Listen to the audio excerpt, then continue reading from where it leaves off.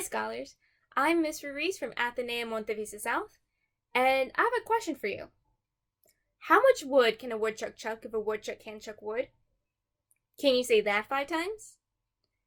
That is an example of a tongue twister. Another famous example is Peter Piper picked a peck of pickled peppers. A peck of pickled peppers Peter Piper picked. If Peter Piper picked a peck of pickled peppers, how many pickled peppers did Peter Piper pick? Another even more famous example is Sally sold seashells by the seashore. Given these 3 examples, can you define what a tongue twister is? Could you describe it? A tongue twister is a sentence or sentences that are really hard to say. Oftentimes they're hard to say because they have a repeating word in them, such as how much wood can a woodchuck chuck?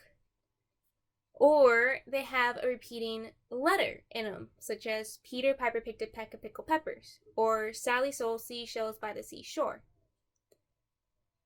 Normally in sentences, you have a variety or a lot of different types of words.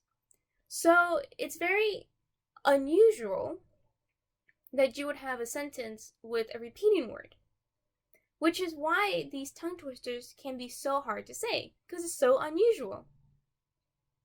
Now, actors and actresses actually like to say tongue twisters before they perform in order to stretch their mouth and get ready to say concise and clear speech. I like to practice tongue twisters to see how fast I can say them. I also like to ask my friends to see how fast and how many times they can say a tongue twister without messing up. Maybe that's what you can do today with one of your siblings, or maybe even your parents. Ask them, how much wood can a woodchuck chuck if a woodchuck can't chuck wood?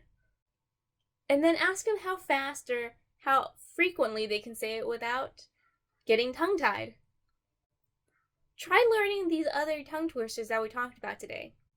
It's a great way to pass the time, and it's also a fun thing to say. Maybe this summer, if you get to go to the beach, when you're on the beach, you can start reciting, Sally sold seashells by the seashore.